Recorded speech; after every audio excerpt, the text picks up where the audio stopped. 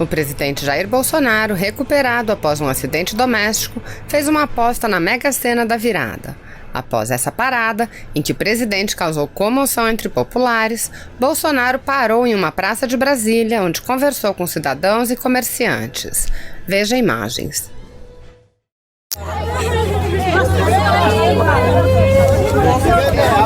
Eu queria tirar mais fotos. Pode? Pode tirar mais fotos. Não quer falar que eu tiro tudo.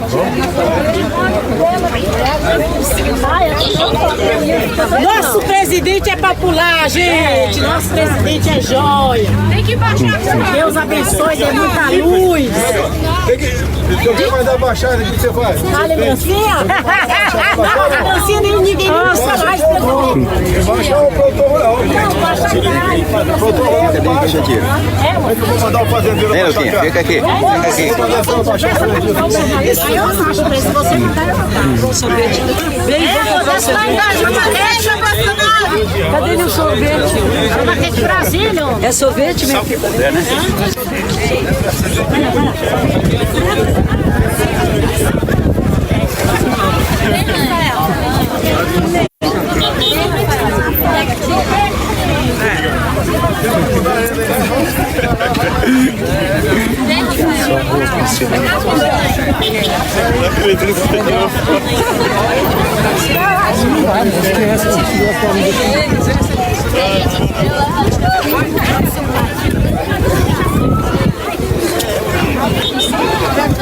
Chamando nós.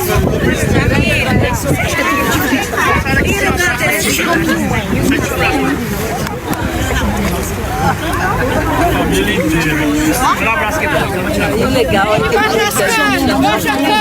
vai.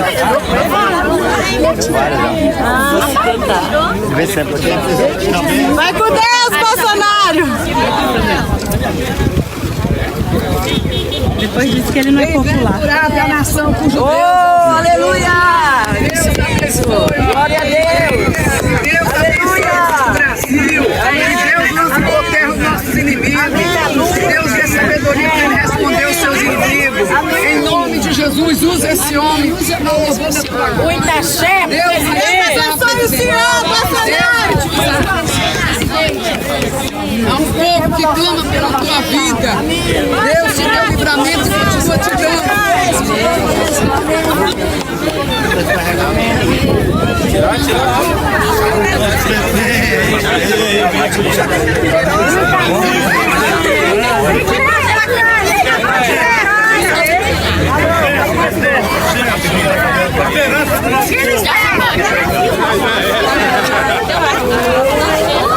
É só não deixa ele descer, né? Já pensou, presidente?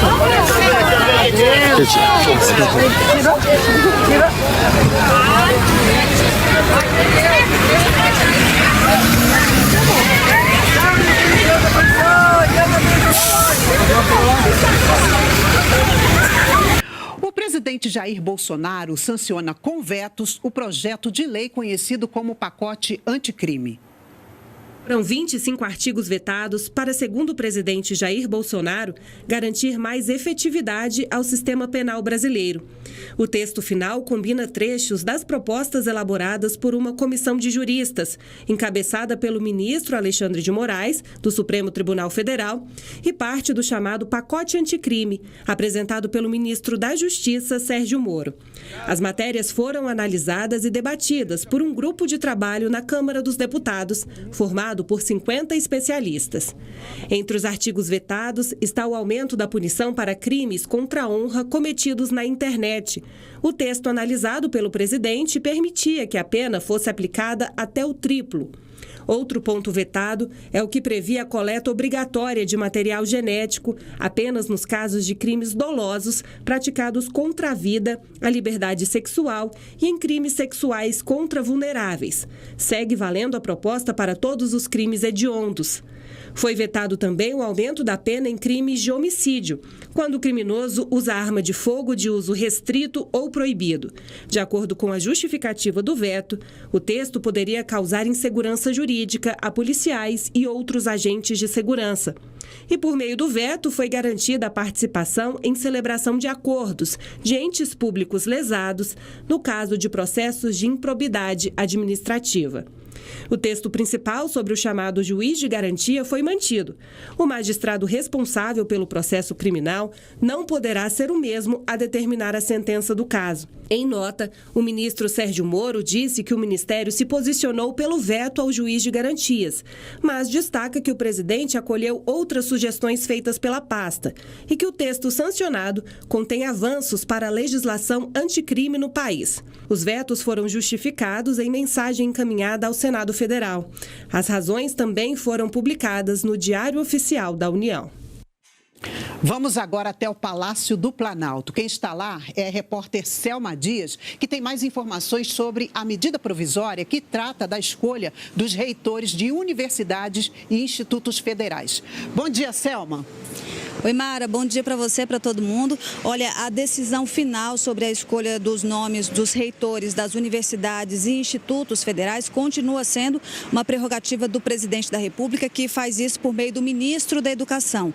Mas essas instituições precisam apresentar uma lista, com 3 nomes indicados. Essa MP vem para alterar, então, as regras de escolha dessa lista tríplice. Funciona da seguinte forma: as instituições fazem ali eleições internas e a opinião dos professores passa a ter peso de 70%, já dos servidores técnicos e também dos estudantes, 15% cada um. Antes dessa medida provisória, esses votos obedeciam à paridade, ou seja, tinham ali o mesmo peso. Eu lembro que os reitores são escolhidos para mandatos de 4 anos, proibida a recondução. Essa medida provisória já está em vigor, mas ela precisa ser aprovada pelo Congresso Nacional em até 120 dias para não perder a validade. Mara, eu volto com você. Obrigada pelas suas informações, Selma. No ano em que o Brasil passou por desastres ambientais, como o rompimento da barragem de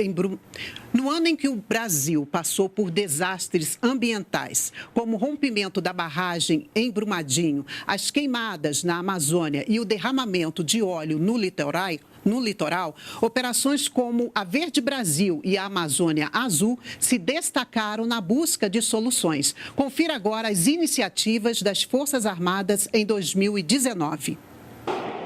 Prontos para qualquer missão, em qualquer dia e a qualquer hora. E não houve folga em 2019. Além das tarefas de rotina, os militares das Forças Armadas tiveram bastante trabalho neste ano. Na Amazônia, apagaram incêndio. No mar, recolheram o óleo que chegava ao litoral nordestino. A Operação Verde Brasil, os números falam por si. O que nós começamos a enfrentar em agosto desse ano, em questão das queimadas, o resultado em setembro e em outubro já foram muito efetivos. Então, os números mostram isso aí. A Marinha, com a ajuda do Exército, da Força Aérea, na Operação Amazônia Azul, também deram uma resposta imediata e efetiva. Estão dando, porque ela está em curso ainda. Na Operação Verde Brasil, entre agosto e outubro, quase 10 mil pessoas, entre militares e integrantes de agências municipais, estaduais e federais, combateram mais de 1.800 focos de incêndio na Amazônia. Enquanto a situação na região norte era normalizada, surgiram os primeiros resíduos de óleo no litoral brasileiro. Em um esforço conjunto, Marinha e Aeronáutica empregaram navios e aeronaves na missão de limpar as praias e investigar a origem dos vazamentos. O papel das Forças Armadas no Brasil cresceu muito. E não foi por acaso. E também não foi porque as Forças Armadas ficassem escolhendo o que ia fazer. As Forças Armadas, elas sempre partiram do princípio, isso foi até copiado num filme que ficou famoso, Missão Dada é Missão Cumprida. Isso sempre foi um postulado para nós. E nós fomos recebendo missões completamente fora das missões constitucionais que estão previstas no artigo 142. Agora mesmo nós tivemos 2 exemplos típicos: combater incêndio florestal na Amazônia. Foi criada uma operação para cuidar disso.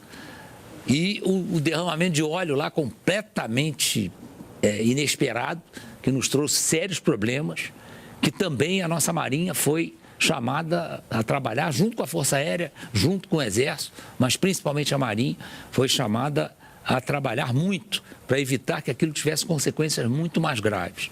Em 2019, as Forças Armadas também receberam novos equipamentos. No estaleiro, o submarino Humaitá, o segundo dos 4 previstos para serem entregues no Programa de Desenvolvimento de Submarinos, entrou na fase final de montagem. Já ao Exército foram entregues 60 unidades do Guarani, o blindado para operações militares de defesa, ataque e patrulhamento. Para a Aeronáutica foi entregue o primeiro dos 36 caças Gripen, que vão ser usados na defesa do território nacional.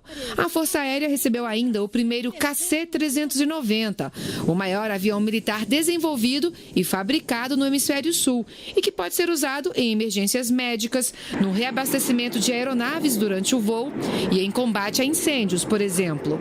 Ao todo, o país contará com 28 KC-390 até 2024. Essa aeronave ela vai poder contribuir de uma forma de fazer uma mobilização, não só da Força Aérea, como de todas as Forças Armadas, no território brasileiro de uma forma muito mais rápida, porque ela tem uma velocidade muito boa e uma capacidade de carga muito boa. Na Antártida, o programa de reconstrução da Estação Comandante Ferraz foi concluído. A nova Casa do Brasil no continente gelado deve ser inaugurada em janeiro. 2019 também foi um ano de muitas missões para as Forças Armadas. Distribuição de água no semiárido, acolhimento de imigrantes venezuelanos, apoio logístico para transplantes de órgãos humanos, esporte que vai de crianças carentes a atletas de alto rendimento. Todos esses projetos têm em comum as Forças Armadas. Ele tem um papel social muito importante pela capilaridade que as Forças Armadas têm, nesse aspecto, particularmente o Exército. Então, os programas sociais implantados pelas Forças Armadas, ele tem uma abrangência no território nacional como um todo. 705 militares participam da Operação Acolhida em Roraima. Eles são responsáveis pela logística da Força-Tarefa, que recebe e distribui pelos estados brasileiros venezuelanos fugidos da crise no país vizinho. Desde 2017, mais de 210 mil solicitaram refúgio ou residência no Brasil. A Polícia Federal faz o processo migratório em Pacaraima. Os protocolos, tanto por refúgio ou por residência, já saem prontos. O CPF já sai retirado. E, em alguns casos, a carteira de trabalho. Então, quando esse venezuelana, quando esse cidadão chega, ele chega sem nada. E quando ele parte de Pacaraima já para Boa Vista, para um abrigamento ou para trânsito, ele já está totalmente regularizado. Há 20 anos, em uma outra frente de atuação, o Exército realiza a Operação Carro-Pipa, que leva água potável para os moradores das áreas mais secas do país. Todo mês, cerca de 1.700.000 pessoas são atendidas em aproximadamente 500 municípios do Nordeste e do Norte de Minas Gerais. Maura, que mora na área rural de Petrolina, em Pernambuco, é uma das contempladas. Foi bom porque o Exército agora está botando água, né, para nós, que era ruim antigamente, difícil de água, nós comprava. Era difícil, mas só que, graças a Deus, como eles apareceram agora, né, tem água para poder nós beber, né, cozinhar. No esporte, as Forças Armadas também marcam presença. O programa Forças do Esporte atende jovens carentes no horário contrário ao das aulas. As atividades acontecem nas instalações militares. Já o projeto João do Pulo oferece atividades esportivas para crianças e adolescentes com deficiência. Tem ainda o programa de atletas de alto rendimento das Forças Armadas. Este ano, os militares retornaram dos 7º Jogos Mundiais Militares da China, na 3ª colocação geral, entre 109 países, com 88 medalhas. E se o assunto é saúde, também tem militar na área. A Força Aérea Brasileira mantém uma aeronave disponível 24 horas por dia para o transporte de órgãos para transplante. Em 2019, a FAB transportou mais de 120 órgãos. A Força Aérea, ela leva aí a possibilidade de salvar vidas vidas com o transporte de órgãos para serem implantados, né? Então isso aí é muito bom, é mais uma contribuição que as Forças Armadas, nesse caso a Força Aérea, dão aí ao país. Trazer a ciência para perto da população. Esse é o objetivo do programa Ciência Pop. Dos laboratórios para as ruas, e os cientistas não usam jaleco. São esses pequenos aqui. Para popularizar o conhecimento científico, o Ministério da Ciência, Tecnologia, Inovações e Comunicações trouxe para a rodoviária interestadual de Brasília o programa Pop Ciência. Essa população que está passando por aqui, ela é usuária, ela está com essa tecnologia no seu dia a dia, só que por vezes ela não conhece. Aqui com esses brinquedos lúdicos, a criançada aprende a descobrir e gostar de ciência com diversão. Um dos itens que tem agradado a criançada são esses óculos. Com eles, elas conseguem ver projeções em 3 dimensões. Eu gostei por causa que a gente parece que a gente está dentro, lá perto do parque.